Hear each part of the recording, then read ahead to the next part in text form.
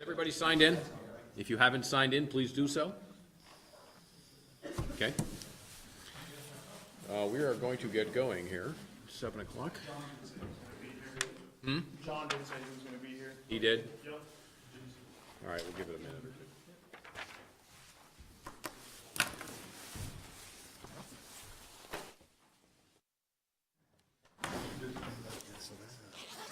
Stole this from my kid. Yell over here if you got another. A marketing device. She needs a marketing device. I left my purse in my car. Me too. Yeah, there should be some. Lakewood Estates. Oh, okay. That I have, you're not gonna get far with my. Where were you? Oh, across the street. Yeah, across North Avenue.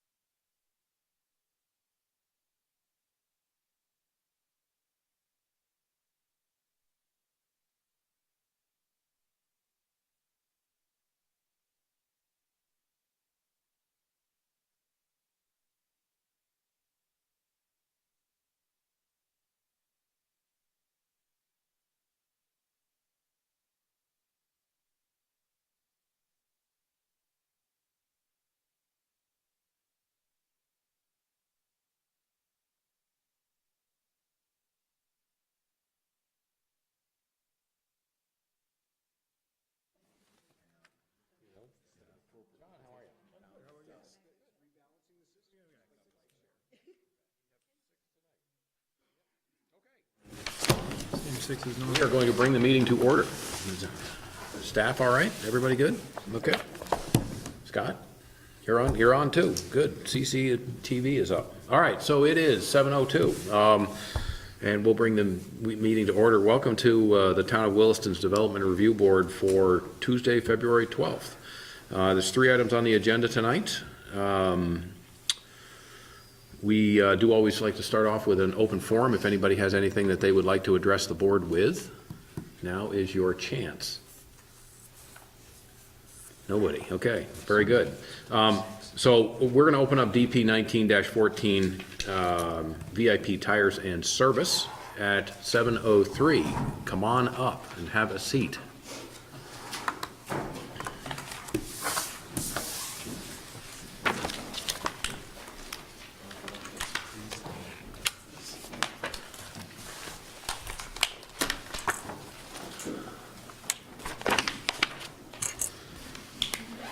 And when you are ready, if you would state your names and your addresses, please.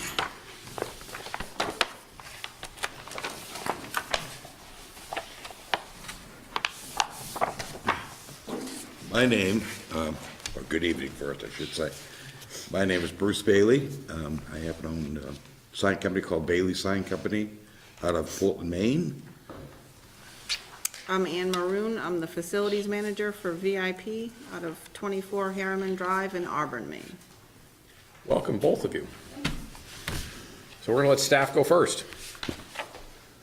All right, up for review tonight is discretionary permit for a new master sign plan at VIP Tires and Service located at 300 Essex Road in Gateway, Illinois.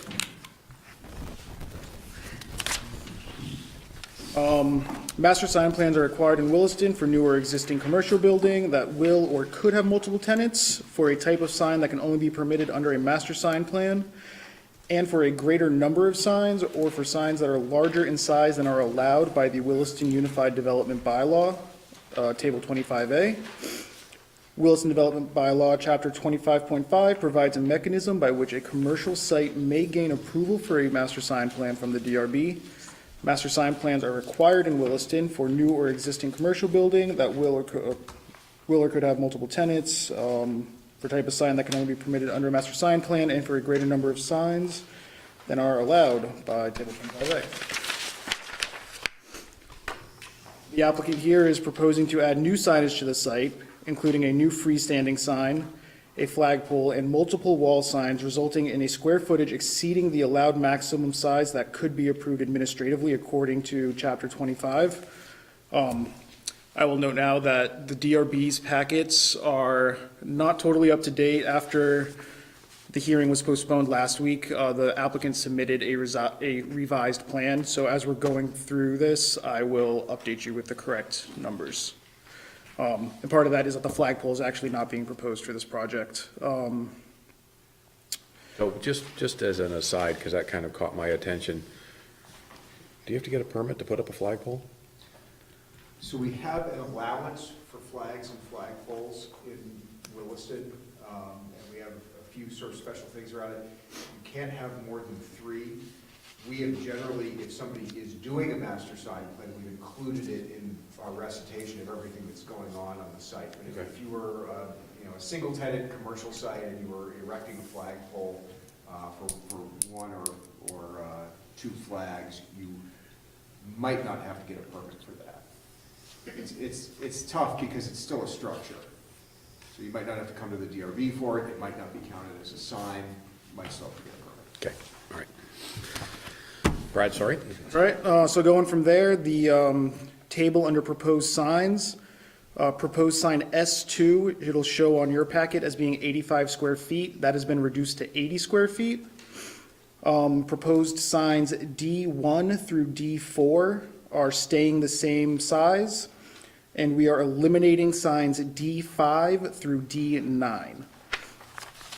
So that puts the total wall signs proposed at 96 square feet rather than 121 square feet. And beyond that is the freestanding sign, which is remaining at 32 square feet with a total proposed sign area of 128 square feet. Williston Development Bylaw, Chapter 25, allows a maximum potential amount of allowable signage under a master sign plan at 8% of the area of the street-facing elevation. The applicant's proposal compares to that maximum as follows. 16-foot building height by 100 feet is 1,600 square feet. 8% of that is 128 square feet. As you see in your packet, proposed sign area of 153 square feet was proposed. The applicant has submitted corrections to reduce that number to 128 square feet. Frontage calculation, we agree with the calculation of the building frontage and the maximum sign area allowed. That goes on in your packets to say that the applicant had proposed more signage than was allowed, but has, again, since then been corrected by eliminating signs D5 through D9 and reducing S2 by 5 square feet. Freestanding signs. Freestanding sign S1 is in compliance with the bylaw requirement. The applicant has proposed landscaping the sign required by Williston Development Bylaw 25.7.2.1. Sign types not proposed, not included in the proposed sign area calculation is a 3.52 square foot window vinyl with hours of operation and pull lettering. And the flagpole has also been removed from the application. Special findings. The applicant has proposed multiple wall signs exceeding 24 square feet of building frontage. The DRB must make findings that allowing these signs is consistent with the Williston Comprehensive Plan and the intent of Williston Development Bylaw, Chapter 25. Staff has drafted these findings below.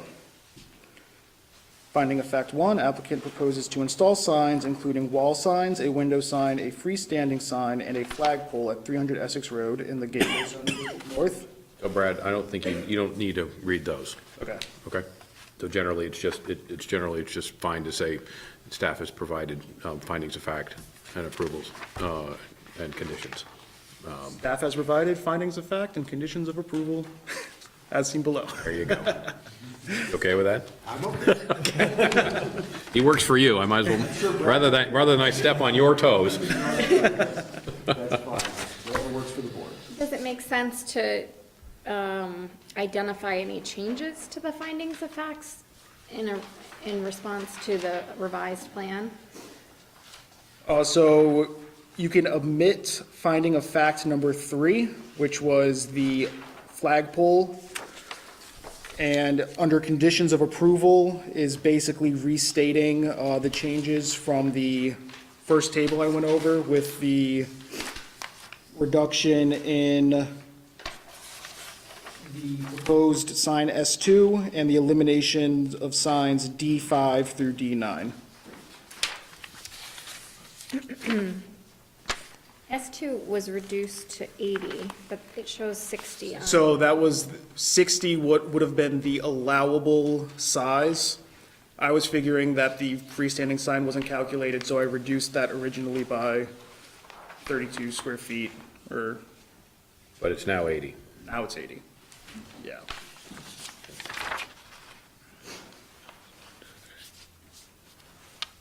Okay, anything else?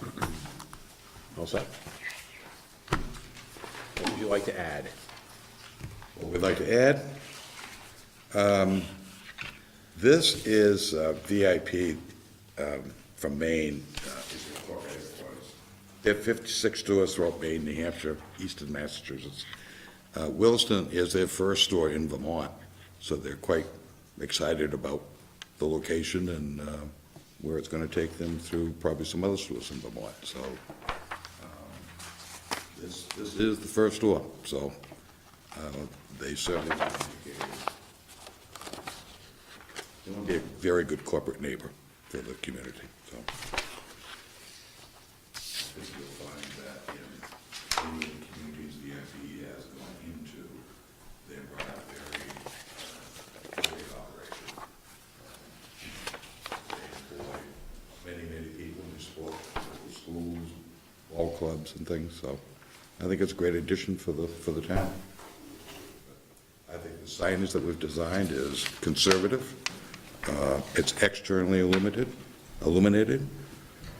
with bullet LED lights, which are very, very low wattage. And they'll be shut down at, when they close of business in the evening at probably 10:30.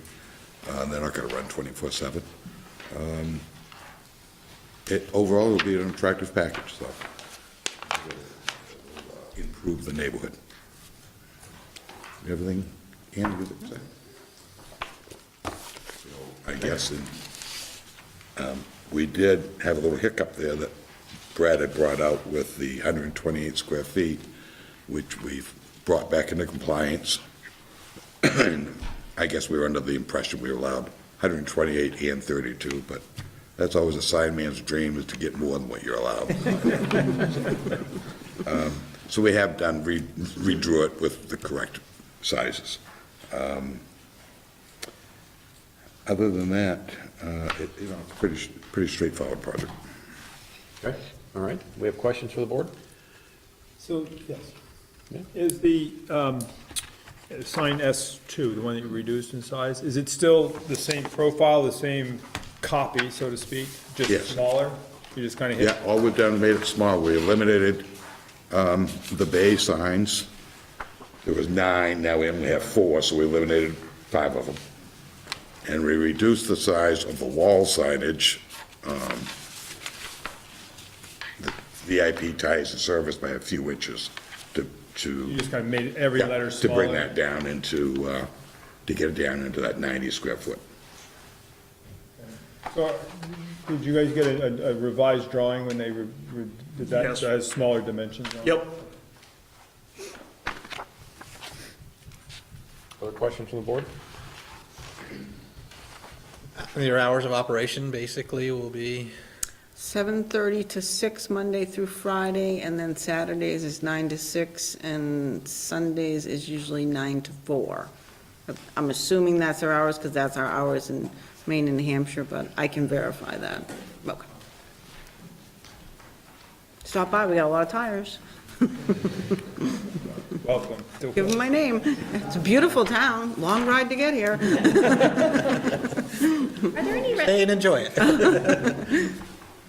ask, is there any residential development surrounding your site?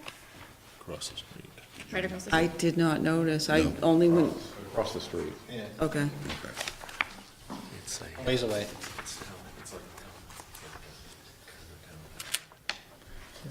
There is no one here from any of the residential. This matches up with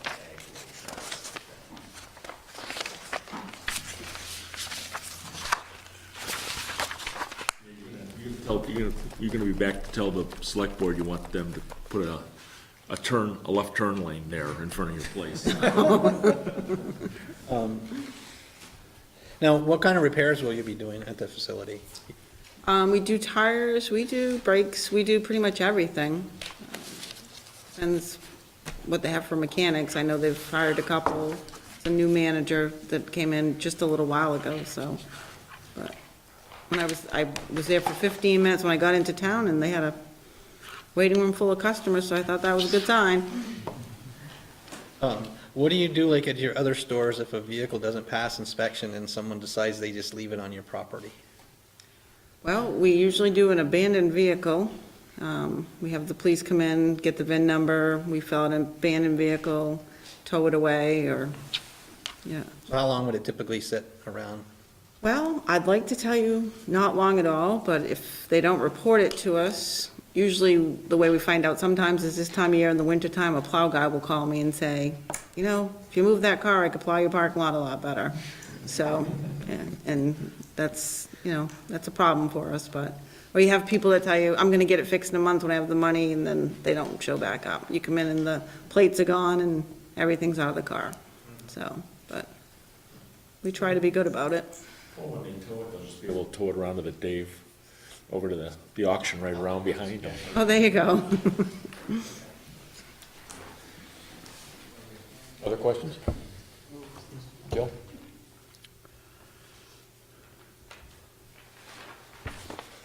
Anything additional, Jill?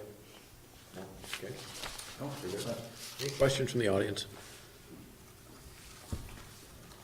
Anything else you would like to add?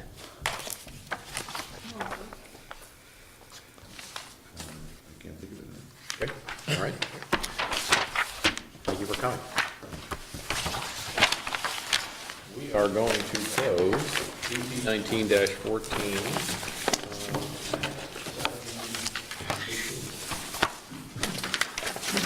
Are you going back tonight? No. Okay. We'll have a safe trip back tomorrow. Thank you.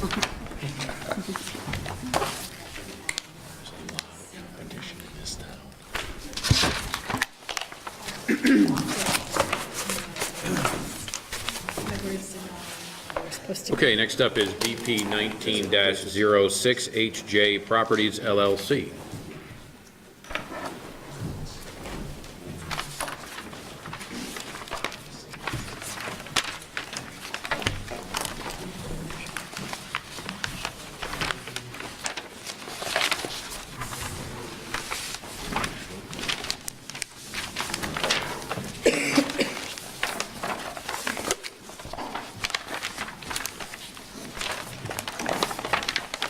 Okay, we are going to open up the hearing at 7:19 for DP 19-06, More Ways Moving, in the Robert subdivision, Lot 6. And I do need to state that Andy Robert, who is the engineer, does work for my company as well. There's no conflict of interest. Okay, if you would state your names for the record, please. Justin Morway from HJ Properties, Williston, Vermont.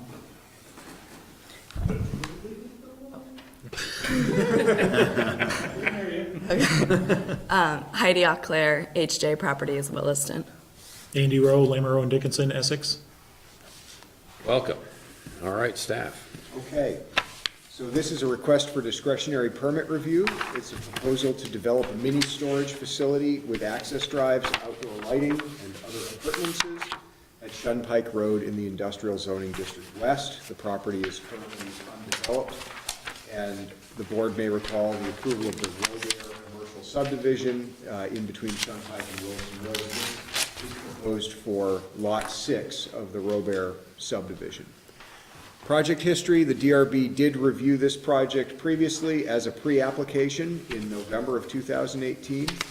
There were 5 recommendations made by the DRB at that time that have been responded to by the applicant, as summarized in your staff report.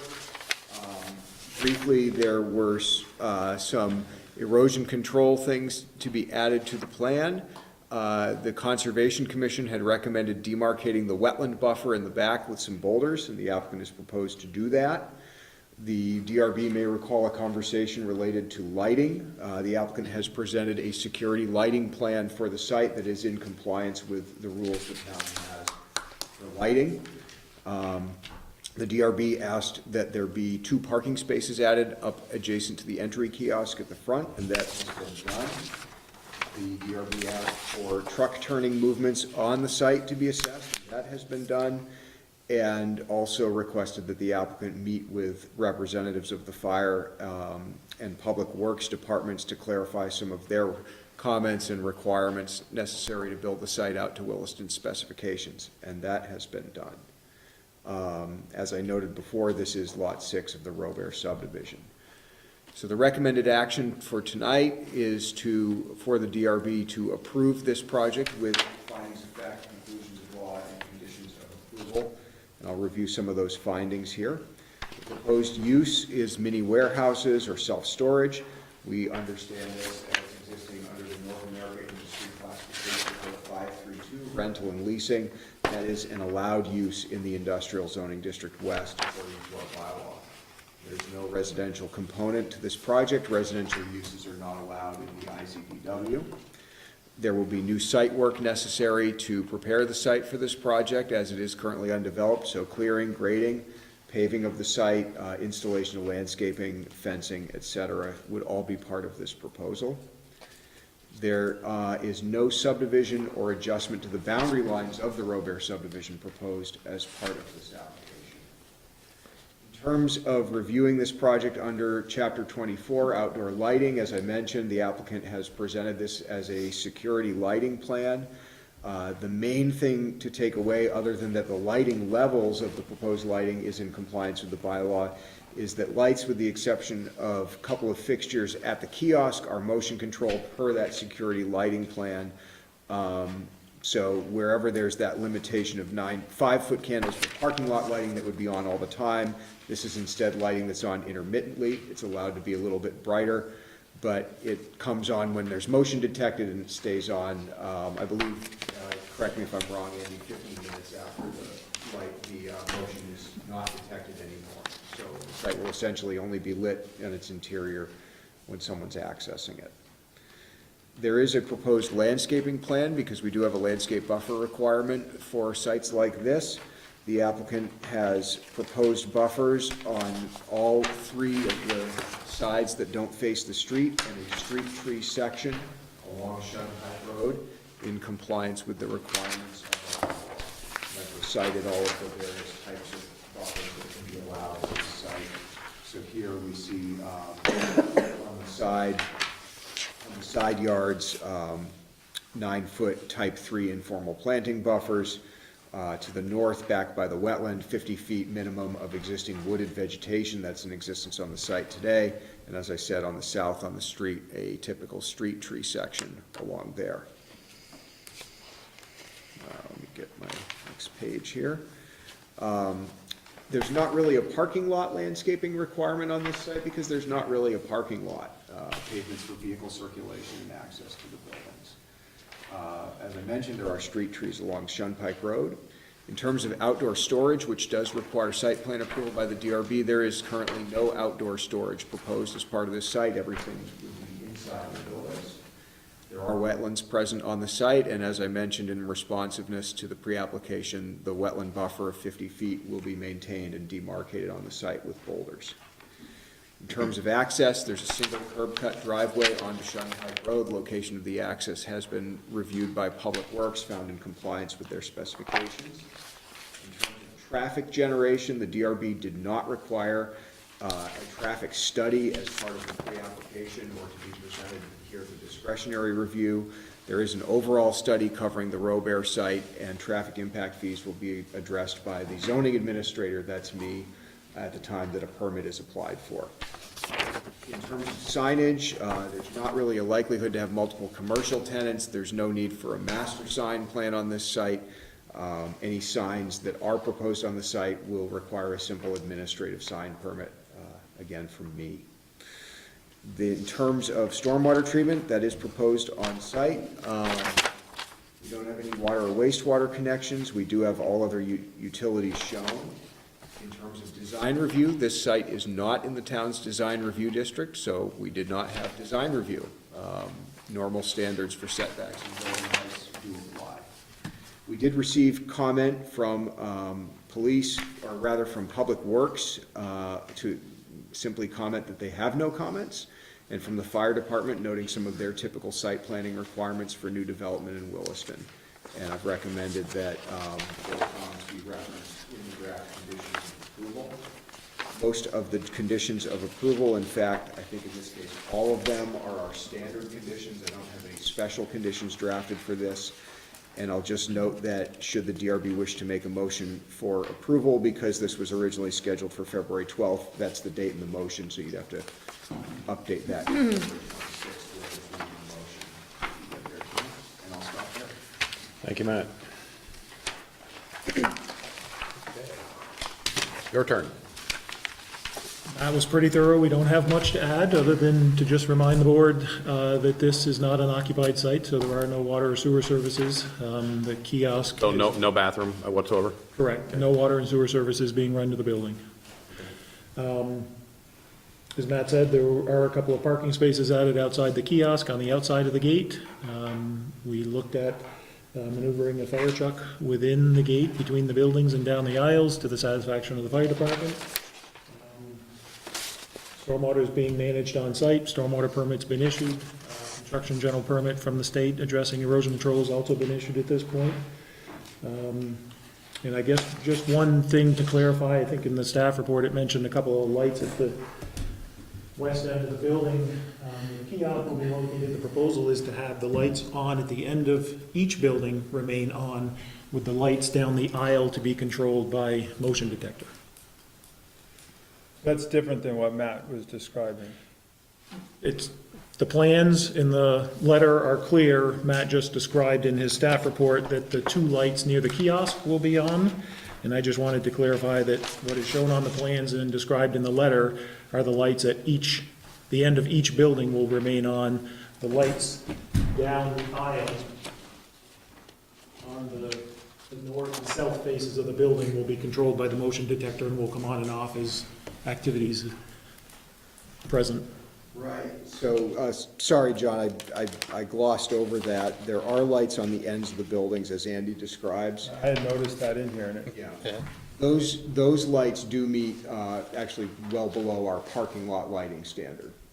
So when I mentioned that security lights are brighter because they shut off, that's true. What's also true is the lights at the end of the building are subject to a lower threshold. I do believe there was a significant conversation during the pre-app about which lights would be on. And I think we asked, and I still don't understand the purpose of having those light fixtures at the end of the building on all the time. If they were on motion sensor, when someone got past the kiosk, then those would come on, and they wouldn't be on all night. So, what is the advantage of having those on all night? It's a safety. I did meet with the chief of police and asked him for Williston what he would prefer. And he said he wanted the lights on the ends and in the middles, he was fine with motion. So I did specifically meet with him. I asked him to do a write-up and he didn't have time to do it before this meeting. But you can check with him if you want, but I did meet with him. He said, she said. I guess the other thing to Well, I'd point like out to is see is that, what's being actually. proposed does comply with the bylaw. We're not asking for a variance or an exception or any special treatment. What's being proposed does comply with the bylaw. Heidi did check with the police in order to basically Right, confirm well, I what guess being I'm- proposed was supported by them. And she did ask them to submit comments prior to the originally scheduled hearing, Still unfortunately. failing to see the need for those as security lights. Because if it's completely dark, then people aren't gonna wanna pull in. But they're not going to be completely dark because they would be on a motion sensor. So But they're not anytime on a anybody motion was, sensor until someone drives in. anytime anybody was there and moving in those areas, when there would be a need for security, then they would be on. So why light up Williston unnecessarily? I also took pictures of other storage facilities in Williston, and they have all of their aisle ones on all the time in Williston. We took pictures of all the different units at nighttime, and they have every single light on all night long. It's not on motion. So ours is a lot less than what all the other facilities in the areas have.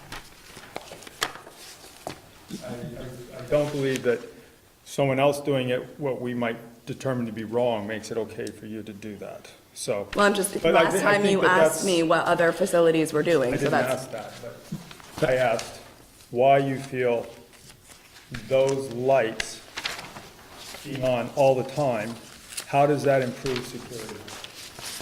When if someone is there, anyone, whether it's someone that should be there or someone that shouldn't be there, are going to turn those lights on, what's the difference, other than putting what I might consider unnecessary light out there? Because someone's not gonna pull into a facility that's completely dark. But it's not, you said the kiosk is there. By the The time you kiosk get has out to one go light. through the gate, those next lights would have come on because there's a motion sensor. But you don't know that if you haven't driven through it. You just see something that's completely dark. We can agree to disagree. Well, anybody who was back there has to have bought a card from you, so you will inform them at that point that, guess what, it'll be dark until you actually get there, and then it will light up. Out of curiosity, do they have to get out of their vehicle to actuate the gate? Or will the control be on the driver's side? The control, they won't have to get out of their car. The control will be on the side of the building next, with there's a stand-up control thing that they can punch into from their vehicle. Wait a minute, It'll be on the opposite side of the building. in if order it's, to have I'm just saying, if it's on the access. building, Oh, only yeah. if we got British cars driving in here. Well, we can It'll be put it on opposite. the other side. I mean, it's just a freestanding unit, so we. Yeah, well, that was my question, is because if you don't have to get out of your car, that provides the person a little bit of safety, because all he's gotta do is just punch his little code in and up goes the gate.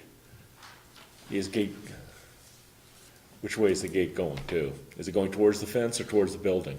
Building, goes against the back of the building.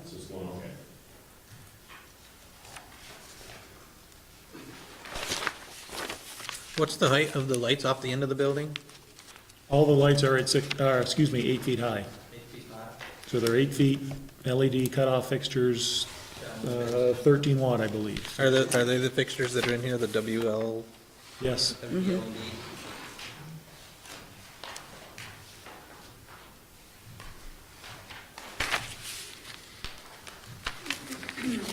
So, may I switch directions and just, the 2 parking spaces that you added, if somebody were to use those parking spaces, but were to have a unit in building 1, would you have sort of people having to wait there if someone was using, like, so if it was on the south side of building 1, or how are those units accessed? Like, if there was a car. You would have to enter through the gate in order to access any of the units. Okay, so you'd go through the gate and then come back around? Correct. Exactly. Drive around that building. Those Okay, so parking then- spaces are mainly just for people accessing the kiosk system inside that Okay. front room. So then, if you're driving around, then you have to back up in order to exit? You might. Correct, there's no exit. There's no exit? That'll be a fixed gate in front of those 2 parking spaces. Okay. There are garage doors on either sides of the building. All but the All but the back one. northernmost building, All but yes. building 7. So they're bisected, they're split down the middle.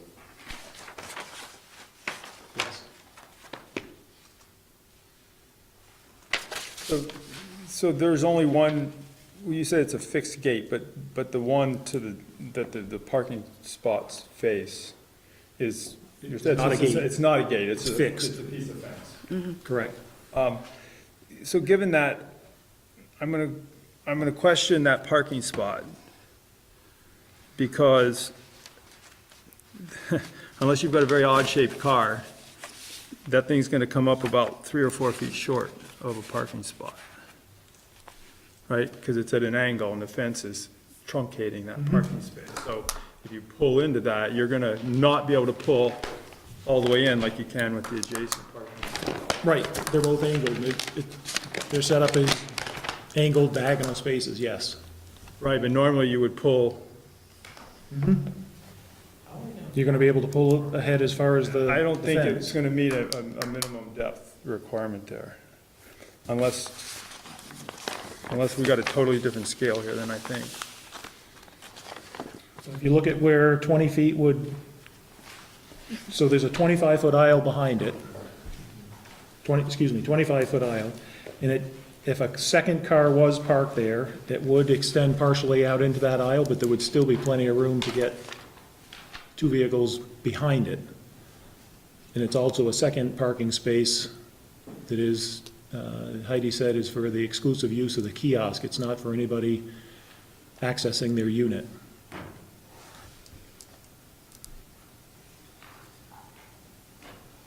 So what did you size the space for in terms of what type of vehicle would be parked in that space? We had looked at if something was sitting there in front of the fence, 18 feet long, which is the bylaw requirement for a parking space depth, you would still have room to get by it, behind it, with two vehicles. And we're also talking about a very low frequency use site, to have two cars there at the same time and to have two cars coming and going certainly could happen, but it would be unlikely. Based on. Not frequent. My recollection, it was just the very first time, right, that they would. You don't have to go to the kiosk every time. You just go the first time. Yeah. But we don't design to only frequent occurrences. Correct? It needs to be a parking spot, and we wouldn't normally put a parking spot where the tail of the vehicle was sticking out into the driving lane. So what is the board suggesting that we need for an aisle width there? You're showing an aisle width, which I assume you want to keep clear. We're showing 25 feet for a pavement width Is that there. greater than is necessary? But if we go from the edge of the fence all the way back to the far edge of the pavement, we've got 41 or 42 feet, which would be more than enough to accommodate two-way traffic in the aisle and a parking space. Would the board be satisfied with a single parking space there if there's a concern with the dimensions of the second parking I space? don't know why the fence just doesn't slide over enough to get the parking spot to not be in the entrance driveway. Right. It seems like a really simple thing. Is there an access to the unit that you Because would butt up against? there's gonna be a, I think it Could was that be right there. moved I think 2 we'd have feet? to, we would have to get rid of the whole unit. Yeah, because that one's right next to it. But is the door set in even a foot or 18 inches? The door would be in about a foot. 12 inches. You can at least move the fixed section of the fence there in a foot, which would increase the depth of that parking space by at least a foot. So if you have, I'm just doing this back of the envelope, but if you get that foot, you should have 24 feet in the drive aisle, which is Williston standard for two-way traffic where there's parking. So, and if the board wanted to, I think just saying, condition of approval, final plan shall show that the two parking spaces do not interfere with a minimum 24-foot wide drive aisle. Without pushing the curve radius too much, there's probably a little bit of room on that drive aisle on the other side to the landscape buffer. If it had to bend Correct? another foot, I think the room is there. So the key standard in Williston's rule would be that you've got 24 feet of drivable pavement behind the backside of a standard parking space. And that's fine, I just like to see a plan be submitted that Whichever way shows you that get 24-foot width in, parallel with the parking, and the full parking spot. you guys, because it doesn't show on here, have you showed where your snow removal's gonna go? Because the one thing I'm kind of fascinated by is whoever bids on this contract's gonna have one heck of a time getting that section in front of building 1 clear, because there's no place to push the snow, going down the aisle. They're gonna have to go in and come out. They're almost gonna need to come in with one of those tractors with a rear-mounted snow blower that pulls all the snow forward as they go forward to get that clear. We do all our own snow clearing. What? We do all our own snow clearing. So, okay, I'm just kind of curious how you're gonna clear that front section, because trying to back that up is could become ugly. Yeah. There is 20 feet of space between the edge of the pavement in front of Building 1 and the fence. So there is Okay, space so for there's, snow so storage no, you there. can basically just lever and push it all, okay. It's marked on here, Paul. I couldn't see where there was snow removal, snow pile were marked. On It's in the white sheet area. 2. Okay, thank you. Instead of making that fence go across, maybe could you diagonal it? That way you don't lose any of your spot for the storage. We could look at that as well. It would be a little odd maybe having a diagonal fence right in front of the overhead door on the first unit, but maybe the first section of fence is perpendicular and the next one could be at an angle. Staggered. Yep.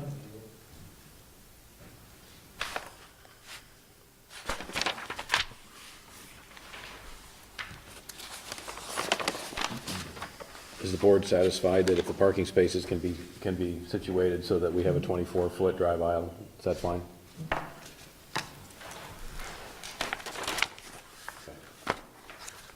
Other questions from the board? So Matt, on the proposed lighting with the dawn to dusk, 100% of the time proposed at the end of the building, does that meet the Williston bylaw? So the board's addressed this a couple times related to sites that are essentially understood to be open for business all the time. And it's not a perfect fit but that some lights could be allowed to be on whenever the business is available for the public to enter. Has been entertained by the board before, it was the last meeting storage we did. Another way to look at it would be to look at the lighting that's proposed to be on in that way and attempt to apply the parking lot dimming standard, which is normally 75% dimming. So in other words, you can have lights that are on overnight, but they need to be significantly dimmer than when the site is quote-unquote open for operation, open for business. This is a little bit confusing in that on top of this, you have security lighting that's coming on, and that's treated separately under the bylaw. So what I'm suggesting is if the board's concerned about the lighting level, it would be within the realm of possibility to allow some but not all of those lights on the building ends, just like the lights at the kiosk could be allowed to be on overnight. It could be within the realm of possibility to allow those lights on the building ends, but at a significantly lower level, or to be dimmed to a significantly lower level when it's after dark and no one's around. There's not an outright prohibition on some kind of lighting being on overnight. And it's tough with storage facilities like this because they're essentially open all the time. We run into this with other things too, hotel parking lots. We run into this because a hotel is always sort of open. Maybe this is a little different, but I think there's a couple paths the board could take. And I would say that, downward facing, fully shielded, 8 feet off the ground, and are you going to see them horizontally driving along Shunpike Road? Yeah, you'll see that there are lights on, but you'll note from the lighting plan that the levels do drop to 0, before they hit the edge of the landscape buffer on the site. So we don't have light trespass. We don't allow that, but it will probably, even at its full proposed level, be one of the less illuminated of these types of facilities in town.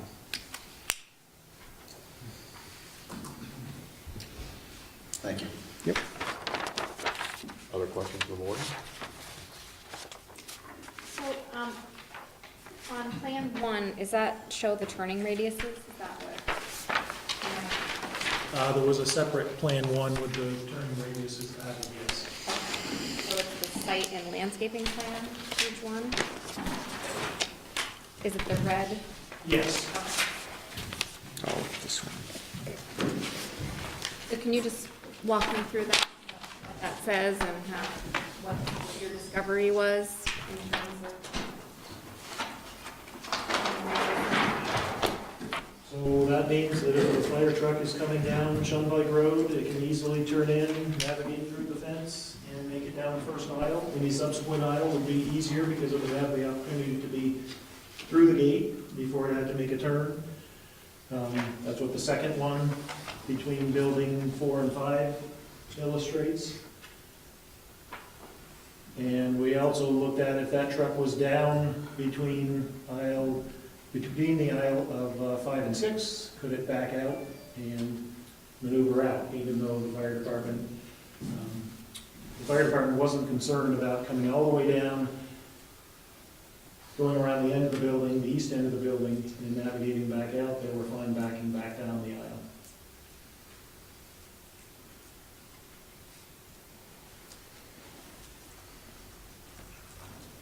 And a typical fire truck is about the size of what type of moving vehicle? We have the map from them that gave us the dimensions, so that's what it's based on, from the fire department's map, for what they need for turning radiuses. This is based upon the actual Williston fire truck. Yep. The new one? There's There's one or two or Two of them, yeah. coming up for the bond, the vote. What about, They can't say be the any model bigger on than this the ones paper. they've got now. They can't be any bigger, they won't go on the road south of the interstate. They're actually smaller. but what if there was like, say, I don't know, an 18-wheeler or a whatever, from a big moving truck? That's They would be more- able to drive in, and then they would have to unload down the aisle and then drive back, which is standard for most self-storage companies.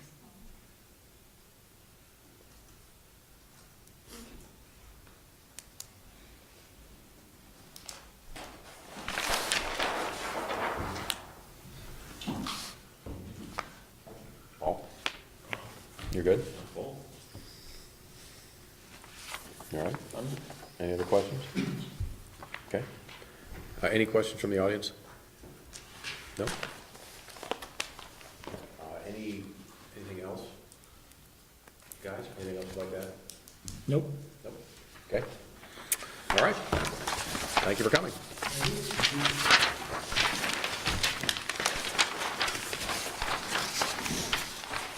Okay, we're gonna close BP 19-06 at 7:48.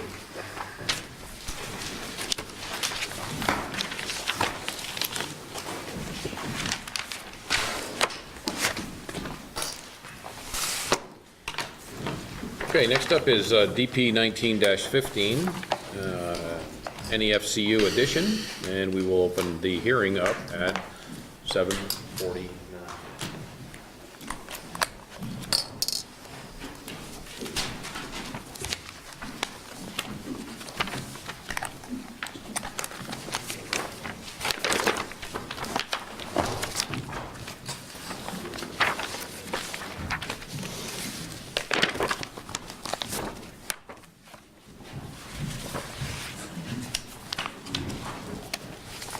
Okay, welcome, everybody. Let's start out by with names and addresses, and if any of you guys are going to be speaking, let's get your names and addresses on the record as well. My name is Jacques LaRose. I work for Civil Engineering Associates. We're out of South Burlington. Josh Crandall from Freeman French Freeman, architect and representing NEPQ. I'm Sean Brennan with Freeman French Freeman as well. Jim St. Peter from Neptune, South Williston. And Tom Richards with NFQ, Essex. Your first name again, sir? Tom Richards.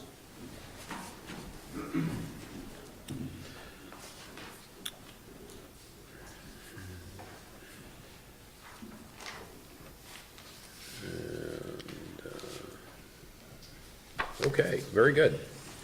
So Scott, the firm that I work for does business with both CEA, Civil Engineering Associates, and Freeman French and Freeman. Okay, And you don't feel the need to recuse yourself? Correct. Okay, very good. Okay, Emily. All right.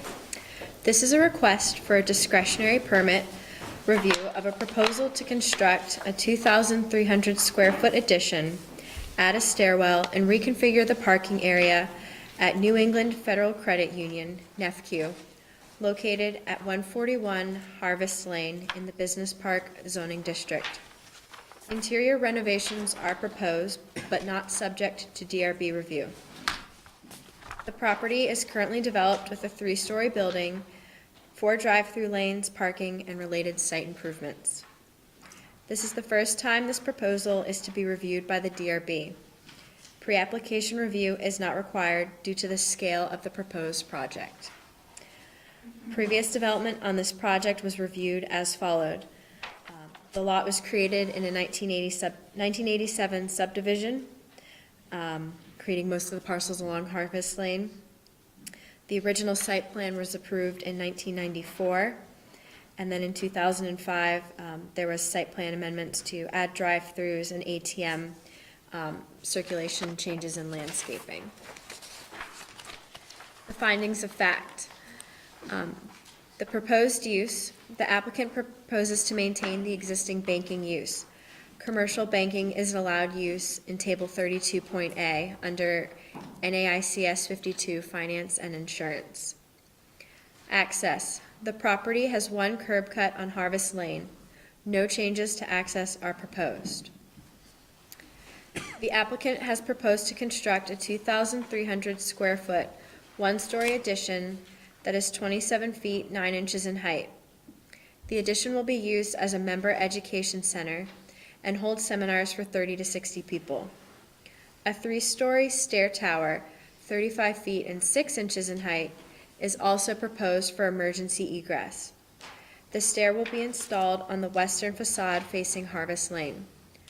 Both additions are below the 36-foot height requirement and comply with setbacks. The existing building is 40 feet, 1 inch and 3/4 in height. New site work. The applicant proposes to reconfigure the parking area and drive-through access. An expansion of pervious area is proposed at the drive-through entrance and eastern rank of parking spaces. The expansion complies with the front and side yard setbacks. Bylaw Chapter 14.7 requires safe and efficient circulation patterns in the parking lots. A new median will be installed between the drive-through exit and parking area to eliminate vehicle circulation conflicts. Pedestrian safety near the main entrance is improved with a raised crosswalk, a striped drop-off area, and a sidewalk along the handicap accessible spaces. Pedestrian access. Bylaw Chapter 13.7 requires that internal sidewalks connect to the town network. The sidewalks shown on the site plan comply. The revised plan sheet dated February 7th shows a painted crosswalk where the pedestrians will cross the loading area near the dumpster enclosure on the south end of the building. Public Works comment number 4 addressed the need for truncated domes on each side of the access drive on Harvest Lane, and the revised site plan also shows those changes. No additional conditions of approval are necessary for pedestrian access. Setbacks and landscaping. The proposed landscaping plan is provided on the last page of the plan set. Existing landscaping along Williston Road, Harvest Lane, and the eastern parcel boundary meet the Chapter 23 landscaping standards in the table below. The existing street trees comply with Bylaw Chapter 26. Parking lot landscaping. Bylaw Chapter 23.5 requires parking lot landscaping, and the applicant's landscaping plan meets those requirements. All medians will be planted with trees, and species will match those removed for construction. The revised plan dated February 7th modifies the angled and accessible parking area, but the proposed medians remain the same or slightly larger to accommodate the proposed landscaping plan. Parking. The applicant proposes to reconfigure the existing parking area. The parking lot impervious area will expand by 1 parking space, but the total number of spaces is reduced from 149 to 143. The project does not require a requirement for additional parking. Emily, let me just interrupt you 1 second. Does the board have the revised plan from February 7th? It should be the first, it should be a loose page, and it's got some yellow text highlight boxes on it. It's not stapled to the 11 by 17 plan set, but it should be right on the top of it.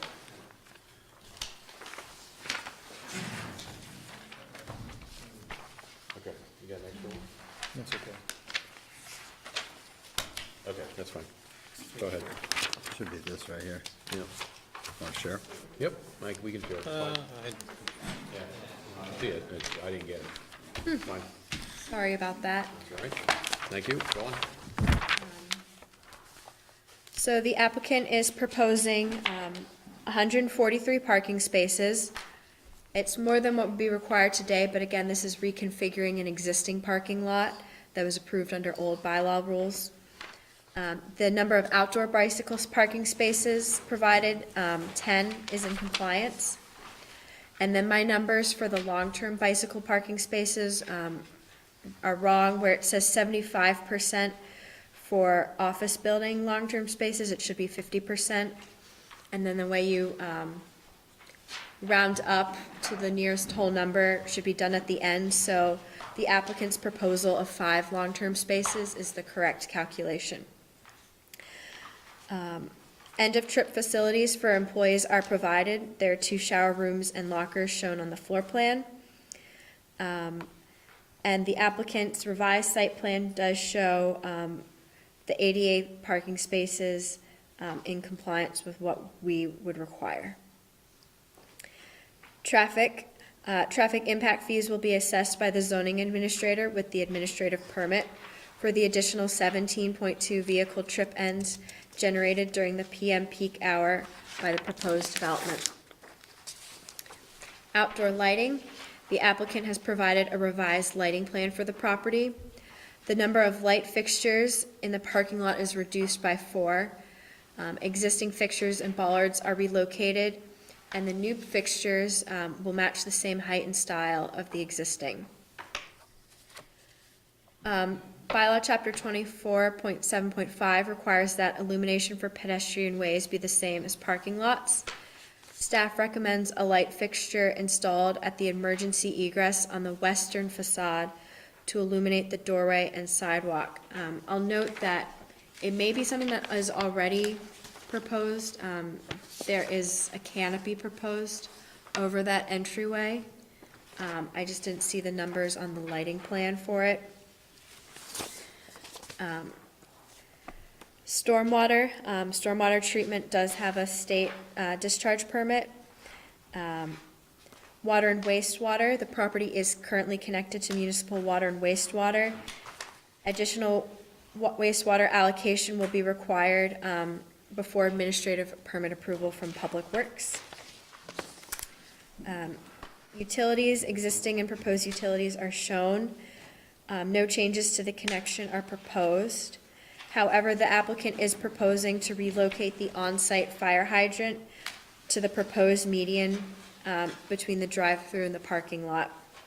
The fire department reviewed the plans and provided comments. Their memo is attached. Designated snow storage areas are shown on the plans and in compliance with the bylaw. Solid waste. Trash and recycling containers are located to the south of the building and are currently unscreened. The applicant is proposing an enclosure as well as additional landscaping for screening. Their proposed solid waste plan complies with our standards in the bylaw. This project is subject to design review. On February 5th, the Historic and Architectural Advisory Committee, the HAC, reviewed the project. They found that all categories comply with the requirements as proposed. I will note there was some discussion about the pitched roof, the angled roof of the addition. The architect had explained that the way the addition is lining up to the existing building to provide light into the main entry plaza, and then the existing offices on the second and third floor, that the angled roof provides for all that.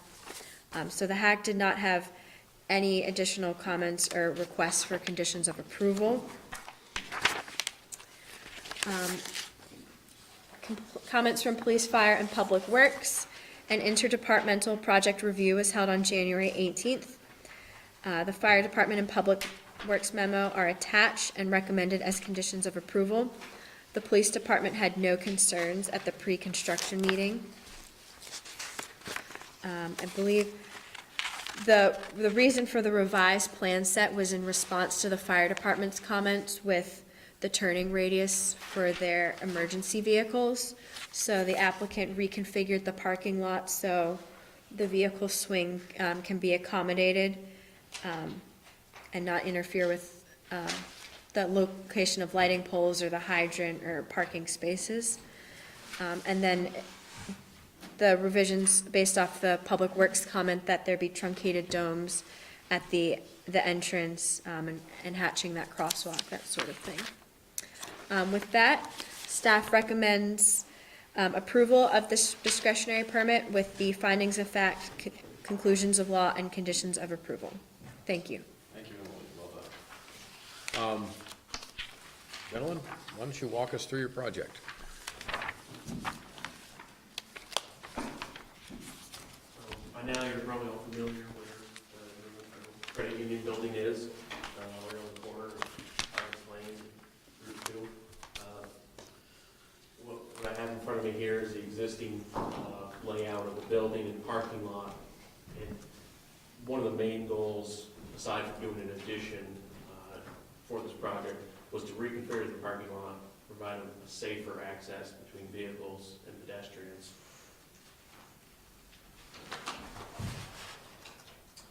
So, primarily the addition on the interior of the lot, so we're not getting closer to any of the property lines, as there are frontages on either side. You can see the addition here on this site plan and on the one in front of you presumably. But like I said before, the main benefit of reconfiguring the parking lot really is to separate the drive-through access with the parking lot activity. And in addition, we've now provided a way for pedestrians to through the parking lot and safely cross into the building, in addition to maintaining the previous drop-off area that existed. So the project did get allocation approval for water and sewer. Public Works since we defined the fact an issue. Also have a state wastewater permit. Paying for that, the stormwater permit is under review with the state. Stormwater on the site primarily will be treated through the proposed storm tech system, so it's essentially a... So can you actually walk us, it's the first one of these we've seen in a while. Can you kind of walk the board through how that works and the reasons for it? Sure. So the challenge with any site is, what do you have in place? So there's an existing permit, stormwater permit for this site, and that permit provides treatment through detention within the pipes and the structures. Okay, so in order for us to So does that system exist now, or are you going to be installing it? Storm tech chambers? Yeah. Those will be installed. So it doesn't. So there's no detention. Now, the only detention is within the structures themselves and the pipes themselves. So that's, suppose that's how it was done 25 years ago, perhaps. But in order for us to do any expansion, it has to meet the current state stormwater rules. So this is the storm tech is in lieu of a stormwater detention pond. Correct. The challenge we have on this site is it is quite flat. And there is existing infrastructure in place that primarily everything that comes one into the property from Route 2 or from the neighboring properties, or perhaps even from Harvest Lane, gets channeled to a singular stormwater structure that crosses under Harvest Lane. So we're really restricted by the elevation of that outlet structure. So when looking at it, the most, I suppose, the best use of the elevation we found is through the filtering practice. And it's actually fairly economical by concentrating the stormwater into one practice. We really, with the type of soils they are primarily fill soils in the area of the existing building. But on the other end of the site where, there is existing green space, that's a heavier silty clay loam. So, you could perhaps do a stormwater pond, but there is, like I said, the issue with elevation.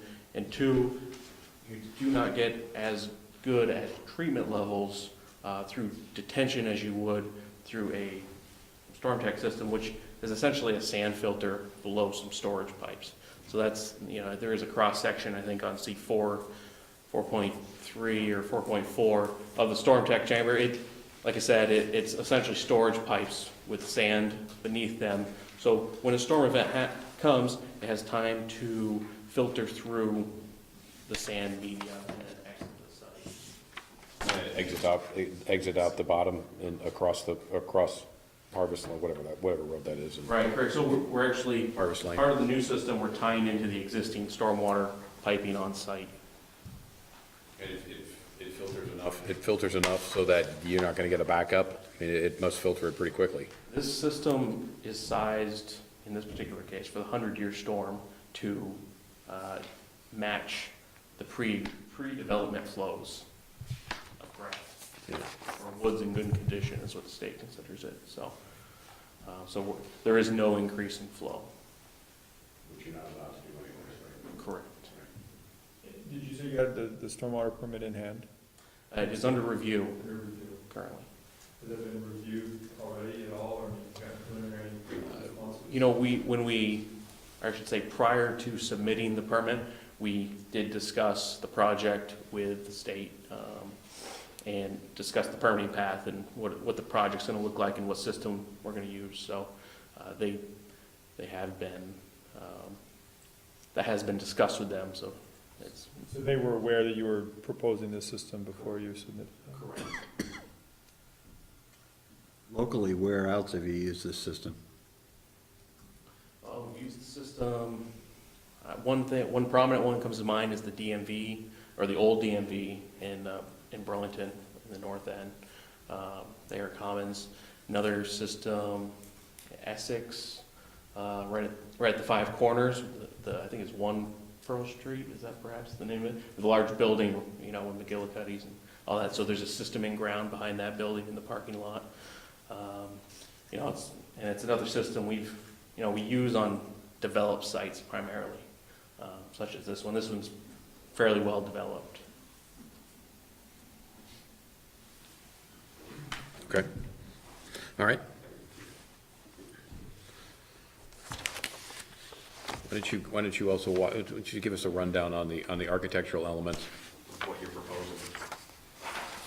Sure, absolutely. It's, as Emily noted, it's a modest 2,000 square foot addition to the existing structure.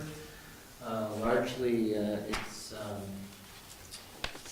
taking the existing MEC space that's in that structure and relocating it into the addition, and then giving additional circulation and light safety components to the building, giving them a new stair, giving them a new elevator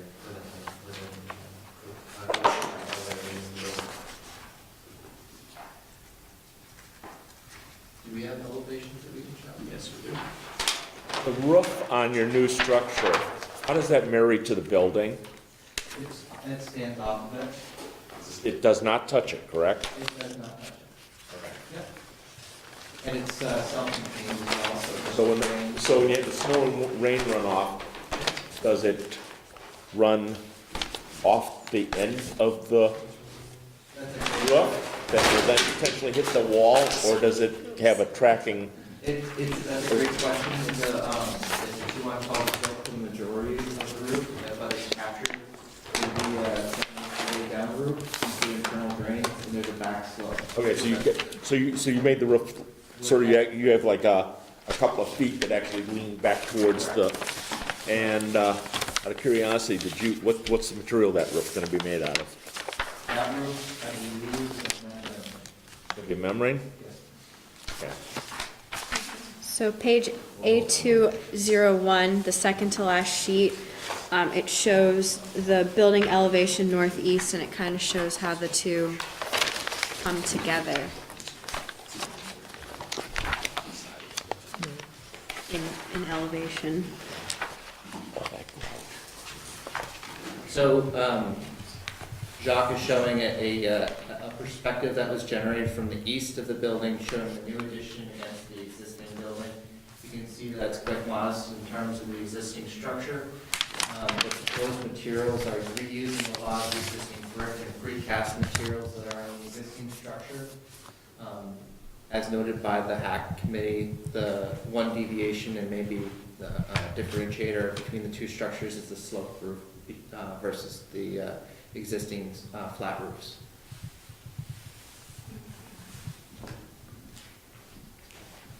Can you talk a little bit about the stair tower? Do we have that image as well? Yes, I have both perspectives, and I do have the.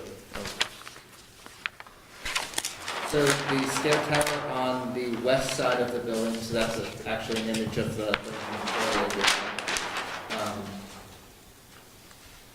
is a 3-story structure. It's below the maximum height limitation, and it connects the 3 stories and discharges to grade. Will that be a pressurized tower? In case of fire, will that pressurize that tower so it stays clear air? It's a standard fire stair tower, yes. So it'll pressurize the tower so it stays clear? Okay. Yeah, it's sealed. It's a sealed, it's fire protected, so it's sealed from fire smoke. I'm not talking about that. I'm talking about the fact is if I open a door to exit during a fire, is the tower going to be pressurized to keep the smoke from following people coming in? That's all I was asking. Right, but Paul, that's a building fire code question that the Department of Public Service will be reviewing. Oh, okay. Did they ask that? No, the Department of Public Service reviews the plans for compliance with the state building code. Okay. It's not the purview of the local fire department. So this is a perspective that's from the corner of Harvest Lane. You can see the stair tower there on the west elevation. The roof there is proposed to be a PVC membrane with the faux standing seam ridges, which is going to emulate the style of the roof on the northwest corner of the building. That is the only roof that we're anticipating is going to be visible from grade. So there's lots of glass, southern facing. There's going to be lots of cooling and heating needs. Where are you planning on locating the mechanical equipment? The mechanical equipment will be in similar to the existing locations. Which on is? The roof to the 3rd floor, which is the highest roof, and the roof to the 1st floor on the southernmost tier of the building. That new mechanical unit on the lowest roof will be screened. All right, so fine. So meet all the requirements for screening and. Correct. Yeah. Correct. And in addition, we are providing window treatments within the MEC space as well.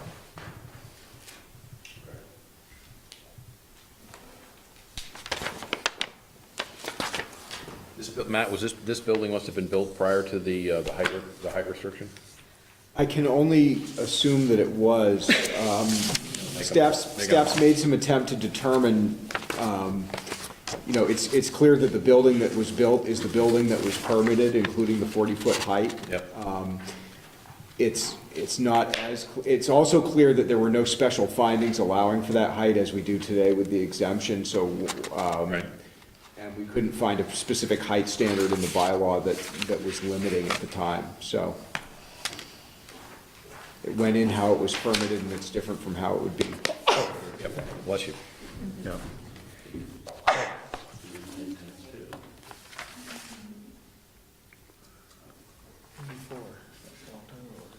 Yeah. Questions from the board? I have one on your little, on the lighting chart here. It says that the, as proposed, is a maximum of 12.04 foot candles. It's a lot, and I couldn't find where it was 12 on the lighting plan, and I wondered if that's a typo or how that, because that's pretty far in excess of the 5.2 that's allowed. Right. Portions of the parking lot are not being modified. They're existing. So only, pretty much only half the parking lot is being brought into compliance with today's standards. So some of the existing parking lot is that high? Yeah, some of the existing parking lot has lighting above that level of 5.2 foot candles. So Matt, just as a point of clarification, there's an awful lot of work being done on this site. Would this not be an opportunity to bring it all into compliance? So whenever something's in front of the board or the zoning administrator, there's an opportunity to bring some, all, or a very small amount of it into compliance. The board's practice has typically been to try to have proportional bringing into compliance, proportional to the amount of work going on. So, you led with the statement, there's a lot of work going on here, that the board might impose some conditions that require compliance for things that the applicant may not have anticipated touching, especially if it's, refixturing some lights. It's certainly within the realm of the board to do that.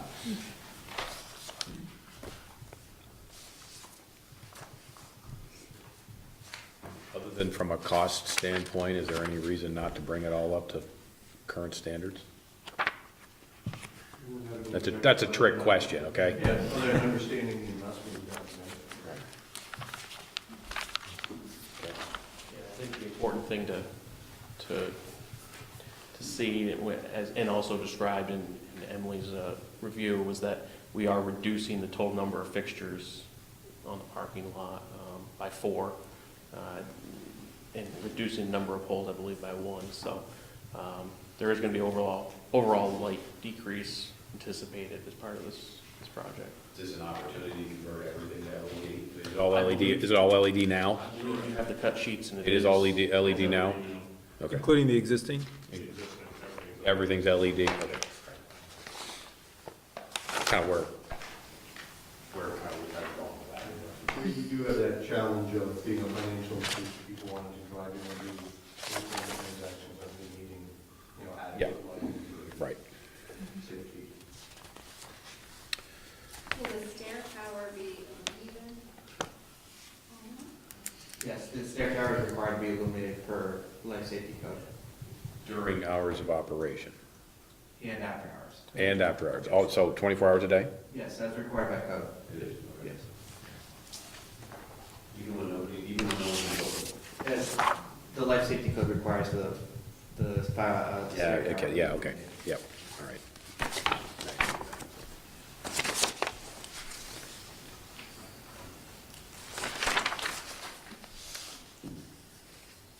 Questions from the board?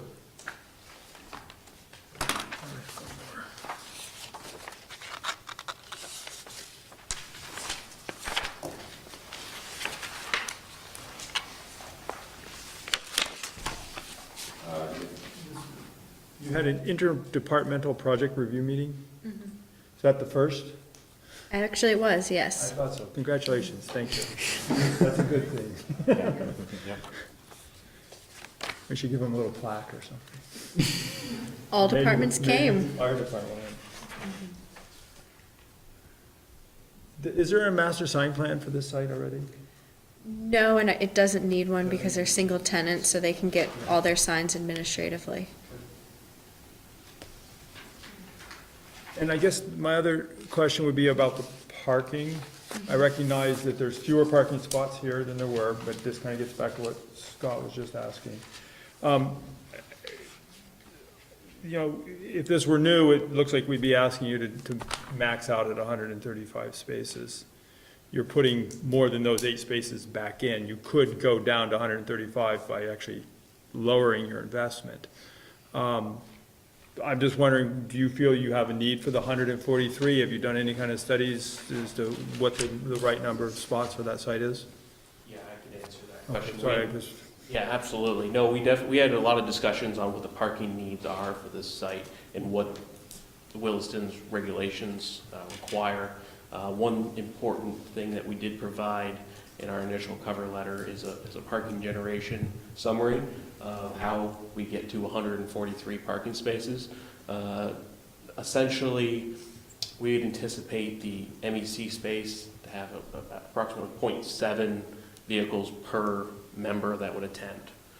So that's how we got to our 30 members during business time use and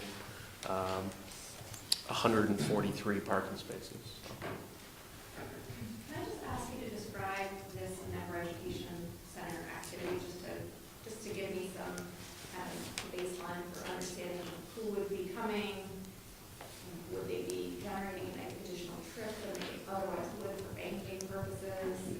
That's a great question. I mean, the short answer is yes, they would generate some type of additional trip that we've also evaluated and provided in the cover letter was mentioned in the staff report.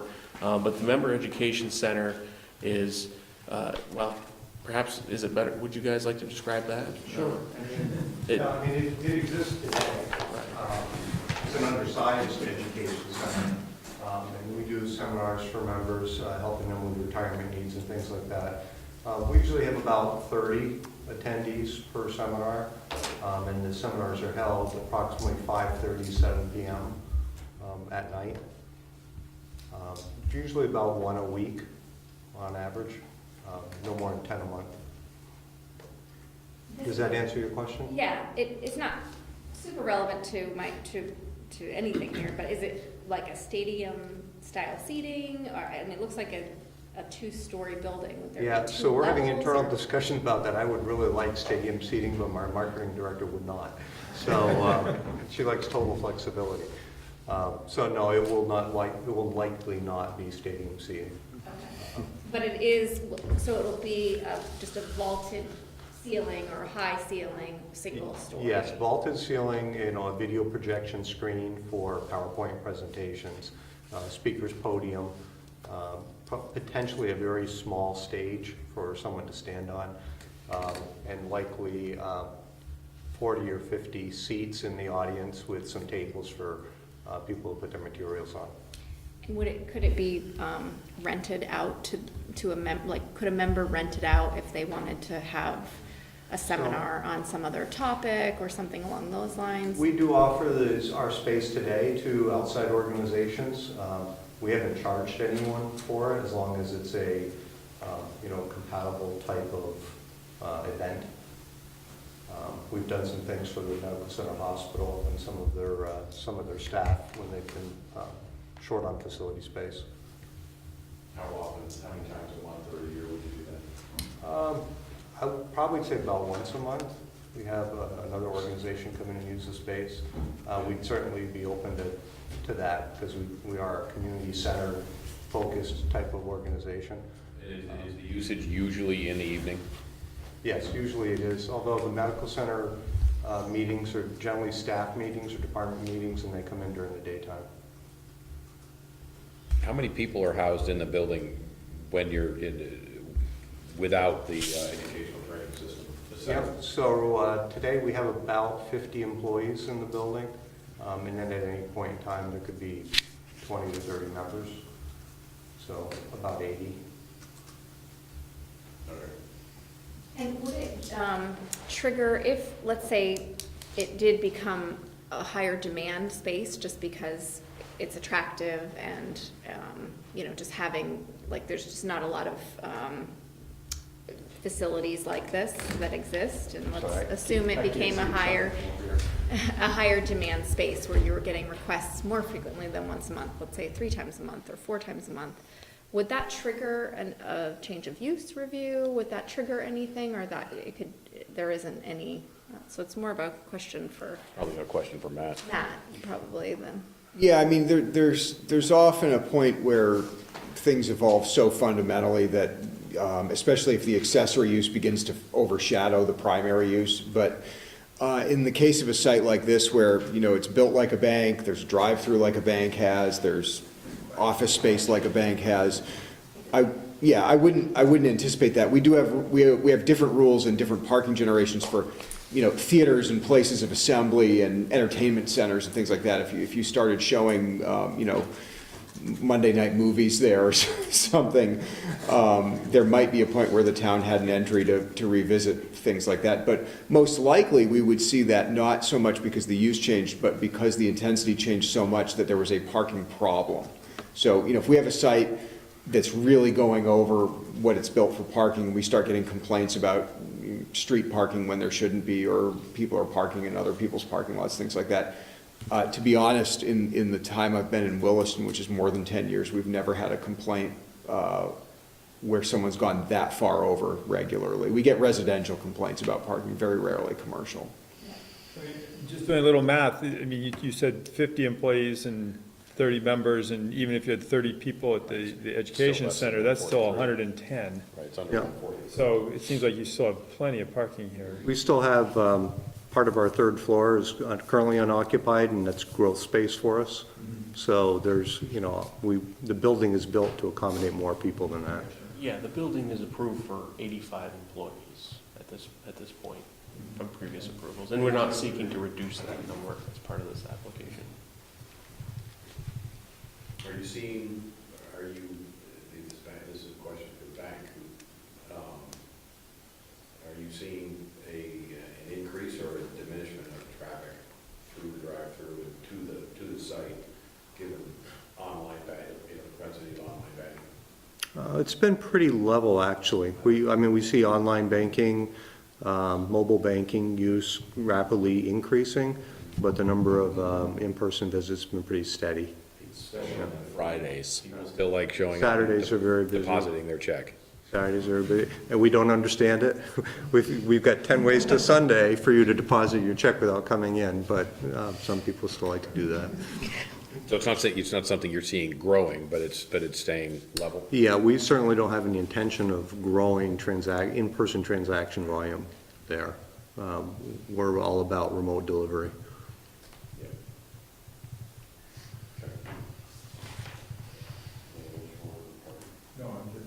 Other questions from the board? You guys didn't design the drive-through over in South Burlington, did you? Freeman, French, and Freeman did, yes, so Sean, you can address that. You don't have to answer. That's a challenging site, do you have a big That truck? would be commentary, and that's not required. Nobody drove a, F-150? a dual, an F-350. Okay, all right. Thank you. Noted. There we go, all right. Anything else? Other questions of the board? All set? All set. Anything else, gentlemen? Anything else you want to add? Okay. Thank you for coming. We're going to close DP 19-15 NEFCU edition at 8:29. Have a good evening.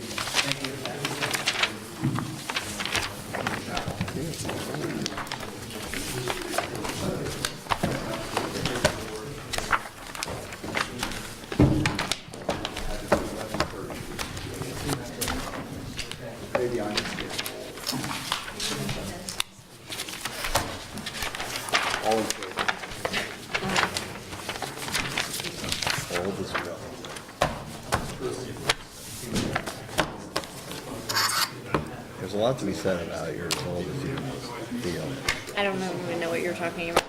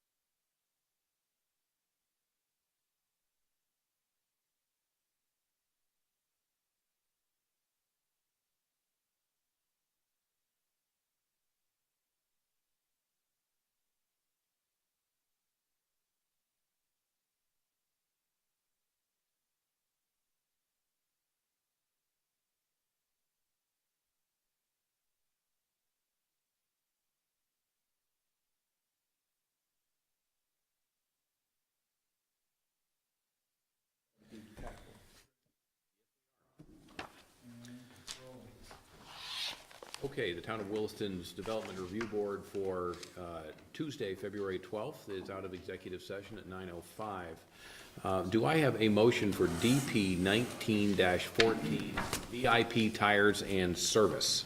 Yes, as authorized by WDB 6.6.3, I, David Turner, move the Williston Development Review Board, having reviewed the application materials submitted and all accompanying materials, including the recommendations of town staff and advisory boards, required to comment on this application by the Williston Unified Development Bylaw, and having heard and duly considered the testimony presented to the public hearing of February 26, 2019, accept the findings of fact, conclusions of law, and conditions of approval proposed by staff and review of DP 1914, and approve this discretionary permit for a master sign plan?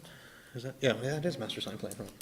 The approval authorizes the applicant to submit final plans, obtain approval for these plans from the staff, then seek administrative permit for future development, which must proceed in strict conformance with the plans on which the approval is based. We're going to make changes to the sign tables, proposed sign tables. On S2, we're going to change the size from 85 square feet to 80 feet, and we will eliminate signs D5 through D9. Total wall calculation will go from 121 to 96 feet, and total square feet from 153 to 128 square feet. On the approved table, we will change S2 from 60 square feet to 80 square feet, eliminate signs D5 through D9, and on findings and facts, we will eliminate the flagpole from finding number 1, and we will eliminate finding in fact number 3. Great. Do I have a second? I'll second it. Pete seconds it. Any further discussion? All in favor? Aye. 6 ayes, no nays, motion carries. Do I have a motion for DP 19-06, More Ways Moving in the Robar Subdivision, Lot 6?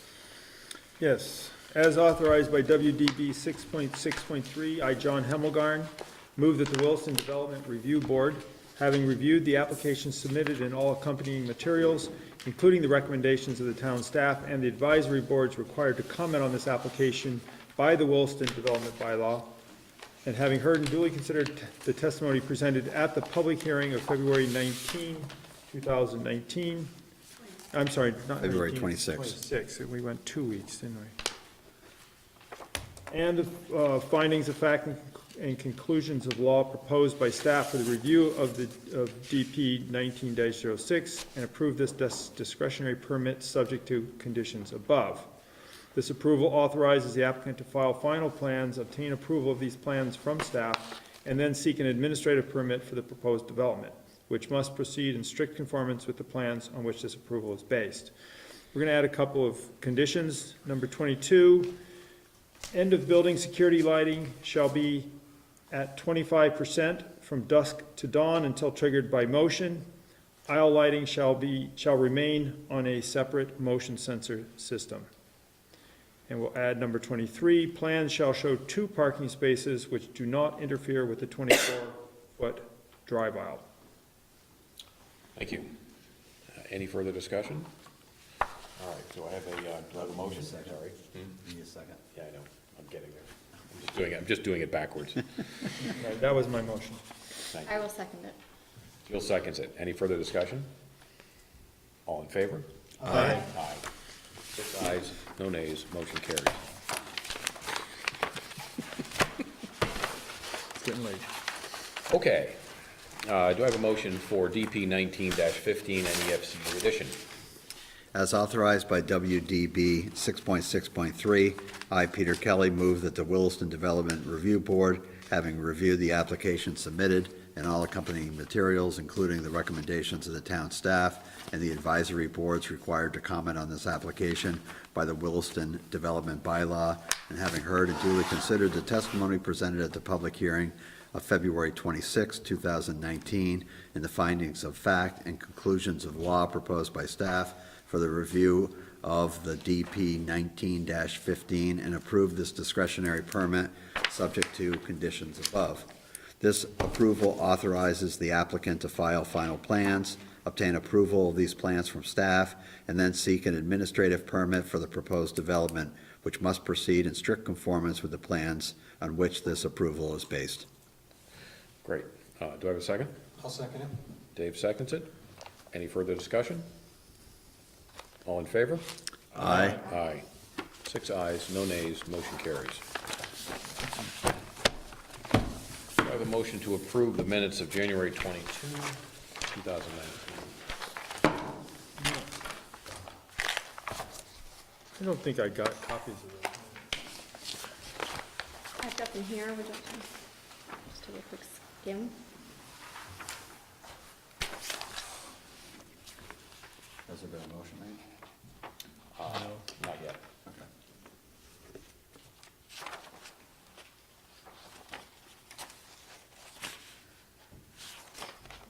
Wasn't much here, was there? No. No.